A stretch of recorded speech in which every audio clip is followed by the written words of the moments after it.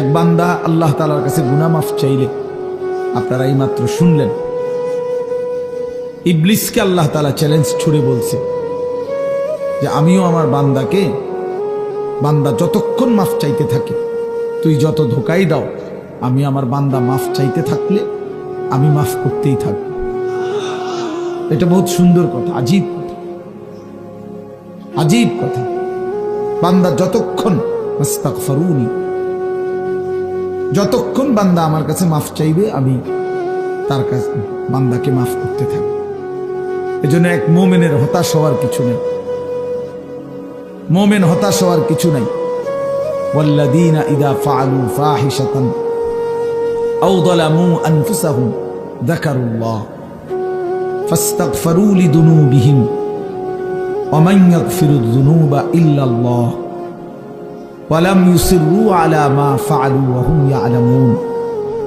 আল্লাহ তাআলা বলেন, আমার বান্দা যখন অশ্লীলতা, বেহায়াপনা, অসভ্যতা, নোংরামি, নাফরমানি, পাপ করতে করতে এমনকি নিজের উপরে একেবারে জুলুম করে ফেলছে, নেকি বলতে কিছুই নাই, গুনার সাগরে হাবুডুবু খাচ্ছে, আল্লাহ তাআলা তাকেও আশ্বাস দিছে সে যেন আমি আল্লাহকে স্মরণ করে, বান্দা যেন আমাকেই মনে করে এবং আমি আল্লাহর কাছে নিজের গুনাহের জন্য মাফ চায়, তওবা করে, আল্লাহকে যেন বলে, আল্লাহ আপনি ছাড়া আমাকে মাফ করবে কে?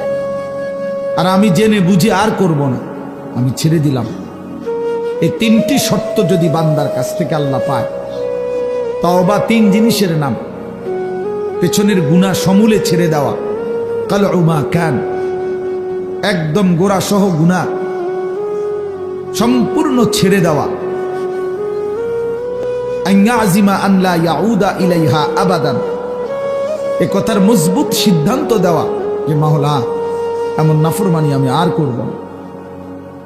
আর আইয়ান্দামা আলাইহা, লজ্জিত আর অনুতপ্ত হয়ে চোখের এক ফোঁটা পানি পেলে আল্লাহ তাআলার কাছে মাফ চাওয়া। বান্দা যদি এই তিন শর্ত পুরা করে, বান্দা যদি বলতে পারে দিল থেকে, আল্লাহ আমি গুনাহ ছেড়ে দিলাম, আর করব না, ওয়াদা দিলাম, আমি লজ্জিত মাওলা, আমি মাফ চাইলাম, আল্লাহর কসম, আল্লাহ বলেন উলাইকা জাযাউহুম মাগফিরাতুম মির রাব্বিহিম, আমিও ওয়াদা দিলাম বান্দা 90 বছরের গুনাহ আমি একসাথে মাফ করে দিব।